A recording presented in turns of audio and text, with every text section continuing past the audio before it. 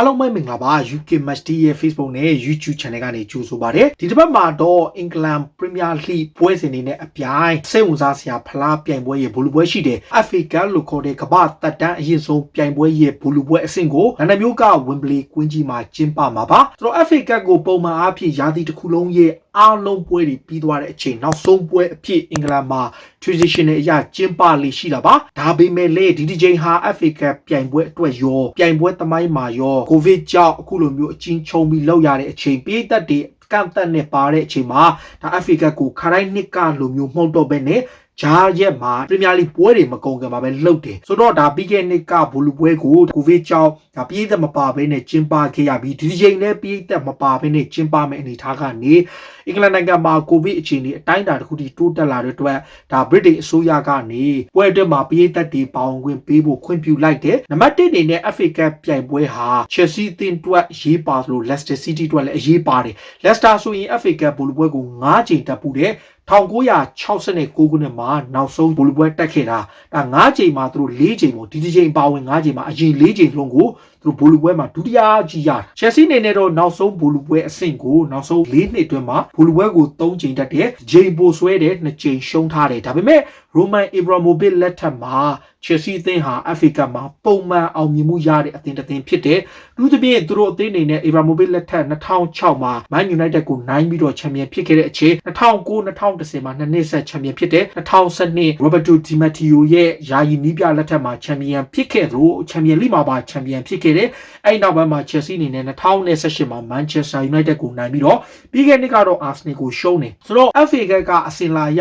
Chelsea အတွက်တကယ်ကိုမစိမ့်တဲ့ပြိုင်ပွဲဖြစ်တယ်နောက် Thomas Tuchel အတွက်လည်းတကယ်ကိုအစွမ်းပြရမယ့်ပွဲ Tuchel အနေနဲ့လက်ရှိမှာဖက်ဂွာဒီယိုလာကိုနှစ်ပွဲလုံးနိုင်ထားတယ်ဒီဘက်မှာလည်း Manchester United နီးပြကိုတည် Atletico Madrid ပါဝင် Real Madrid ထိပ်တန်းနီးပြအသင်းတွေအားလုံးကိုအသာစီးနဲ့အနိုင်ယူကစားထားတယ်ဆိုတော့ဒီနှစ်သင်းနေထားကိုကြည့်ရင် Leicester ဘက်ကယုံကြည်မှုအတိုင်းအတာနဲ့ကစားရမယ့်အခြေဘာကြောင့်လဲဆိုတော့ Leicester အနေနဲ့ Champions League ဝင်ခွင့်အတွက် Chelsea လိုပဲအပြိုင်ဖြစ်နေတဲ့အခြေဟိုတနေ့ကကန်တဲ့ Premier League ပွဲမှာ Manchester United ကိုအဝေးကွင်းနိုင်လိုက်တဲ့အတွက် Brendan Rodgers အတွက်တော်ကိုယုံကြည်မှုရသွားတယ် Leicester City အနေနဲ့လက်ရှိမှာပရီးမီးယားလိမှာယာတီပိတ်ခန့်ဒီမှာ Chelsea နဲ့ Tottenham Hotspur FA Cup ဘူလူပွဲပါဝင်ပွဲချက်3ပွဲ Man United ပွဲပါဝင်4ပွဲရှိတယ်အဲ့ထက်မှာ United ကိုနိုင်လိုက်တဲ့အချိန် Chelsea နဲ့2ပွဲ Spurs နဲ့1ပွဲကျန်တယ်ဒီအတွက်ကြောင့် Brendan Rodgers အတွက် FA Cup ဘူလူပွဲမတိုင်မီ United ကိုနိုင်လိုက်တဲ့နိုင်ပွဲဟာယုံကြည်မှုအများကြီးရှိသွားတယ်တစ်ဖက်မှာ Chelsea အသင်းကတော့ကျွန်တော်တို့ပြောစရာမလိုအောင် Thomas Tuchel လက်ထက်မှာတကယ်ကိုအကောင်းဆုံးခြေစွမ်းပြနေတယ်ဘယ်လောက်ထိခြေစွမ်းပြလဲဆိုရင် Tuchel လက်ထက်မှာပွဲတိုင်းမှာခြေစွမ်းပြကစားထားတယ်တစ်ချိန်တည်းမှာပဲ Chelsea အသင်းရဲ့ရှေ့လယ်နောက်ကိုတိုက်စစ်နေရာဆုံးခြေစွမ်းပြသလိုကစားမအင်အားနဲ့တောင်တင်းနေသူတို့အနေနဲ့ဗိုလ်ရူးနဲ့မှာအာဆင်နယ်နဲ့လန်ဒန်ဒါဘီပွဲချက်ကစားထားပေမဲ့လည်းတောင်တင်းနဲ့လူစင်းကိုပိုင်ဆိုင်ထားလို့Thomas Tuchel အတွက်ခံစစ်ဟာအဓိကအားသာချက်တိုက်စစ်ပိုင်းမှာ Timo Werner, Kai Havertz, Hakansi ရဲ့အပါဝင် Mason Mount နဲ့ Christian Pulisic တို့ရဲ့တိုက်စစ်အတွဲနဲ့ကစားလေးရှိပေမဲ့သူတို့ခံစစ်ကတော့အမတန်ကောင်းတယ်အထူးဖြင့်ကွင်းလယ်က Jorginho ရော Kante ရောကွင်းလယ်ဟာအများကြီးအဆုံးဖြတ်ပေးနိုင်လို့ Chelsea ခံစစ်ကလည်းဒီနေ့ရာသီတွေမှာကောင်းဆုံးကလေးရှိရထားတဲ့အသင်းတစ်သင်းဖြစ်နေတယ် Chelsea အနေနဲ့ဒီလေပွဲမှာကလပ်အသင်းတို့အထူး special လုပ်ထားတဲ့ jersey တစ်နဲ့ FA Cup ဘူလူပွဲကိုကမယ် FA Cup ဘူလူပွဲကိုတော့ကျွန်တော်တို့သိထားတာတော့ပြည်သက်4000စီရမယ်လို့ပြောထားတယ် Wembley ကွင်းရဲ့ဘူလူပွဲမှာ Carabao Cup ရဲ့ဘူလူပွဲကိုကန်ခဲ့တုန်းကနှစ်ဖက်ပြည်သက်ကိုတစ်ဖက်4000စီပေးပြီးတော့စုစုပေါင်းပြည်သက်2000နီးပါးသူလက်ခဲ့တယ်ဒီပွဲမှာလည်းပြည်သက်2100ရမယ်တကယ်တမ်း Chelsea နဲ့ Leicester City ပြည်သက်တွေက4000စီပဲရမယ်ဗျာ4000စီပဲခွဲတန်းရမှာဖြစ်ပြီးတော့ကျန်တဲ့လက်ပတ်တွေက NHL လို့ခေါ်တဲ့ National ဒါကျန်းမာရေးဝန်ကြီးဌာနရဲ့အမျိုးသားကျန်းမာရေးဝန်ကြီးဌာနကဝန်ထမ်းတွေအပါဝင်အဲ့ဒီဒေသကဒီကောင်စီနဲ့သူတို့ VIP တွေ FA ကတတ်မှတ်ထားတဲ့ဖိတ်ကြားထားတဲ့ဧည့်သည်တွေပါဝင်ခွင့်ရမယ်ဒါပေမဲ့ပြည်သက်4000စီဆိုတာကတော့မပါတဲ့ဆိုင်အများကြီးရှိတယ်ဒါပေမဲ့ Wembley ကွင်းမှာကျင်းပမယ့်ဘူလူပွဲမှာဒိုင်လူကြီးဖြစ်တာဝန်ယူမဲ့သူက Michael Oliver ပါ Michael Oliver က Chelsea ရဲ့ FA Cup ဘူလူပွဲအဖြစ်2018ခုနှစ်တုန်းက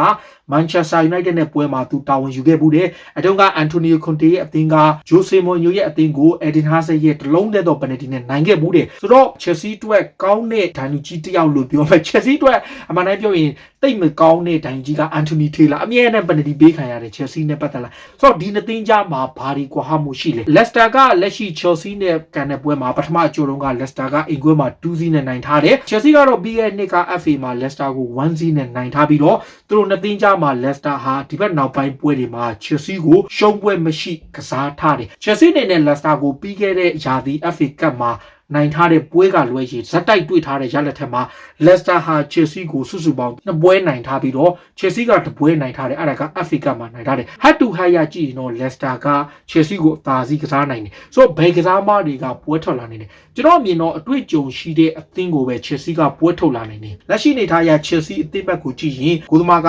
Adramandi ကိုသူတို့3 back center back သွားရင် Rudiger ရဲ့ Thiago Silva နဲ့ Christensen မသေးကြဘူးဆိုရင်တော့သူတို့အနေနဲ့ဒါ Zuma ကစားနိုင်တယ်တကယ်လို့ Zuma မပါဘူးဆိုတော့ Australia ကိုညာတောင်မှထားမယ် wing back အနေနဲ့တော့ဒါ Reece James နဲ့ Chilwell ကစားပြီးတော့ကွင်းလယ်မှာ Kante နဲ့ Jorginho အတွဲထားပြီးတော့တိုက်စစ်မှာတော့ Kai Havertz ရဲ့ Timo Werner ရဲ့ Mason Mount ကိုပဲသုံးမယ်လို့ထင်တယ်ဒါကျွန်တော်ရဲ့အမြင်ပေါ့ဒါပေမဲ့တခုရှိတာက Wembley ကွင်းမှာဂိုးမြူးနေတဲ့ Hakan Ziyech လည်းပြန်သုံးနိုင်တော့ maybe Timo Werner ရဲ့ Ziyech နဲ့ Mount လည်းဖြစ်ကောင်းဖြစ်နိုင်တယ်ဒါပေမဲ့ Chelsea မှာ rotate သွားနိုင်တဲ့တိုက်စစ်အင်အားရှိတယ် Leicester ကတော့တေးကြတဲ့ Kanzi ကတော့3 back ကစားမယ်ဆိုရင် Fofana ရဲ့ Soyuncu ရဲ့ Castagna ရဲ့3ယောက်ထားနိုင်တယ် wing back အနေနဲ့တော့ Ricardo Pereira ကို Albrighton ထားပြီးတော့ကွင်းလယ်မှာတော့ Rufus Ndidi နဲ့ Yuli Tielemans ကစားပြီးတော့ James Maddison ကိုနံပါတ်10 row နဲ့တိုက်စစ်မှာ2ယောက်ဖြစ် Iheanacho နဲ့ JB Vardy ကစားနိုင်တယ် Leicester ကဟိုတနေ့က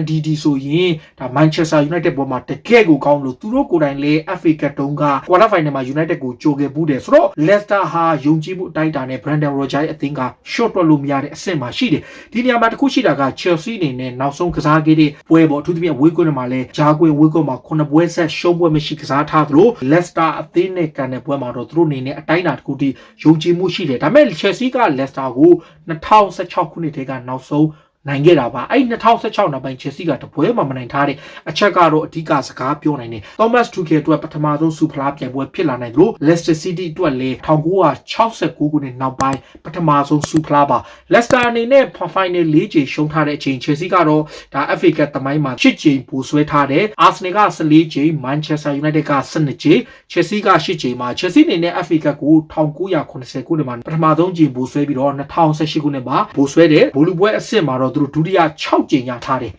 ဒုတိယ6ကြိမ်ရထားတယ် Chelsea အနေနဲ့ပြီးခဲ့တဲ့နှစ် final ရှုံးထားတဲ့အရှုံးကိုကောင်းကောင်းသင်ခန်းတော့ကျွန်တော်တို့ Antonio Conte လက်ထက်ကိုကျွန်တော်ပြန်ကြည့်တဲ့အခါ2019ခုနှစ်မှာ Arsene Wenger ရဲ့ Arsenal ကိုရှုံးပြီးတဲ့အချိန်2018နှစ်မှာ Conte ကချက်ချင်းမဲ့ဘိုလ်ပွဲပြန်တက်လာခဲ့ပြီးတော့ United ကိုနိုင်ခဲ့တော့ဒါဒီချိန်နဲ့2019မှာ final မှာရှုံးခဲ့ပြီးမဲ့2021မှာဘိုလ်ပွဲပြန်တက်လာတယ်ဆိုတော့ Chelsea အတွက်နောက်ထပ်တစ်ချိန်ဒီလိုမျိုးအချမ်းရှိတယ်နောက်တစ်ခုကဒါ2012ခုနှစ်တုန်းကယာယီနီးပြလက်ထက်မှာဖလားနှလုံး Champions League နဲ့ FA Cup ရခဲ့တဲ့အစဉ်လာတိုင်းဒီဒီချိန်မှာလည်း Chelsea ဟာ double winner ဖြစ်လာနိုင်တယ်ဒါပေမဲ့ Leicester နဲ့ Brendan Rodgers ကို short တွက်လို့မရဘူးဘာကြောင့်လဲဆိုတော့သူတို့ဟာအသင်းကောင်းတစ်သင်းဖြစ်တယ်ဒါပေမဲ့တခုရှိတာကပွဲကြီးတွေမှာဘယ်လိုပုံစံနဲ့ကစားနိုင်မလဲ Leicester ကတေးကြတာကဒီနေ့ပွဲရဲ့အဓိကအသက်က Rufus Ndidi ရဲ့ Yuli Tielemans နဲ့ James Maddison ရဲ့ကွင်းလယ်ဟာ N'Golo Kante ရဲ့ Jorginho ရဲ့ကွင်းလယ်ကိုဘယ်လိုထိန်းချုပ်မလဲ Kante ကတော့ကမ္ဘာအကောင်းဆုံးဆိုတဲ့ဘောလုံးသမားတွေအားလုံးကိုထိန်းချုပ်ထားတာတက်တည်ရှိသားတဲ့အတွက်ဒါသူ့အတွက်ကဘယ်လိုရင်ဆိုင်ရမသိတယ်ဒါဒီနှစ်သင်းကြားမှာကစားဖို့စင်တယ် Leicester ကလည်း Brendan Rodgers က3 back ကစားတဲ့အတွက်သူ့နေရာမှာအားနည်းစာဆိုလို့ Luke Thomas ကစားခဲ့တဲ့ left wing back မှာကျွန်တော်ထင်တော့အတွေ့အကြုံပိုရှိတဲ့ Ricardo Pereira ကိုပဲသုံးထားနိုင်တယ်ဒါ Leicester ရဲ့တိုက်စစ်မှာ Jamie Vardy အားကိုးရတာထက် Kelechi Iheanacho ကို Chelsea ထိန်းချုပ်နိုင်ရင် Leicester တိုက်စစ်ကိုကောင်းကောင်းထိန်းချုပ်နိုင်တယ်ကွင်းလယ်အားပြိုင်မဲ့အချိန်မှာ Chelsea အနေနဲ့ဘာလုပ်ပြနိုင်လဲနောက် set piece တွေကဒီပွဲမှာအဓိကအဆုံးဖြတ်ဖြစ်သွားနိုင်လို့ပြည်သက်ပါဝင်လာမဲ့ပွဲမှာတော်တော်လေးကိုခံမှန်းရခက်တယ် UK စံတော်ချိန်ညနေ9:15မြန်မာစံတော်ချိန်ည10:45ပေါ့ဟုတ်တယ်ပြည်သက်တွေနေရောလန်ဒန်မြို့က Wembley ကွင်းကြီးက